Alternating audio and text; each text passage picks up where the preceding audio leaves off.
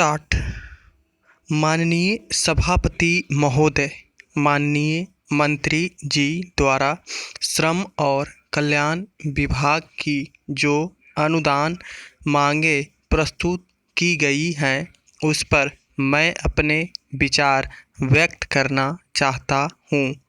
उसमें मैं केवल कल्याण विभाग पर ही अपना अधिक ध्यान दूंगा, खासकर उस आदिवासी उप योजना क्षेत्र में जहां पर काफ़ी कल्याण योजनाएं चलाई जा रही हैं। उन योजनाओं में जैसा कि माननीय मंत्री जी ने बताया, अब तक आदिवासी योजनाओं में लगभग 16,000 करोड़ रुपये खर्च किए गए हैं। यदि उस खर्च के अनुसार देखा जाए तो उसका कोई संतोषजनक परिणाम नहीं दिखता है।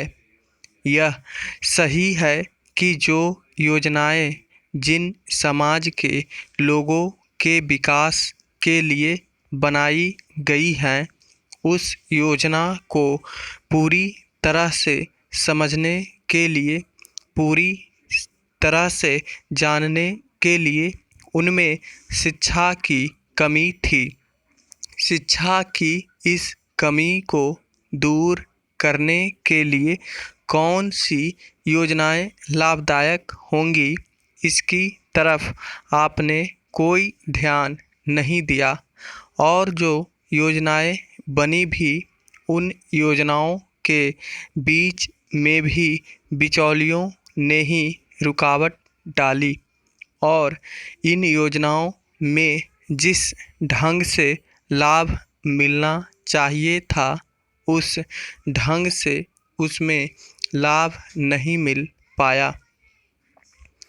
आज सबसे ज़रूरी बात यह है कि शिक्षा को हम अधिक से अधिक कारगर सिद्ध करें, और यदि शिक्षा को आगे बढ़ाया जाएगा तभी ये योजनाएं या स्कीमें आगे बढ़ेंगी और लोगों के लिए लाभप्रद सिद्ध होंगी।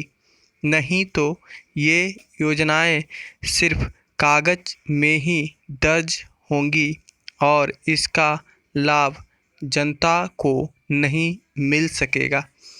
इसमें करोड़ों करोड़ रुपया खर्च होगा, लेकिन वह क्षेत्र वैसे का वैसा ही रहेगा जैसा कि आज है।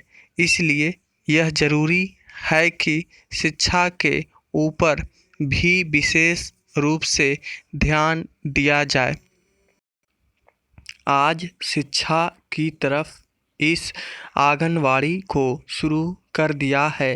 यदि इस आंगनवाड़ी पर सही ढंग से अभी से निगरानी रखी जाए तो बाल्यावस्था के बच्चों के लिए जो आंगनवाड़ी उनकी शिक्षा की तरफ, उनके स्वास्थ्य की तरफ और उनके वर्तमान दृष्टिकोण से जो वातावरण तैयार किया जा रहा है, इसको यदि अच्छे रूप से तैयार किया गया तो यह योजनाएं लोकप्रिय कहलाएंगी। लेकिन आज इन योजनाओं की तरफ कोई ध्यान नहीं दिया जा रहा है। शासन में जो योजनाएं चल भी रही हैं, उससे जो संबंधित अधिकारी और अन्य लोग हैं, वे भी इन योजनाओं को सही ढंग से नहीं चला रहे हैं।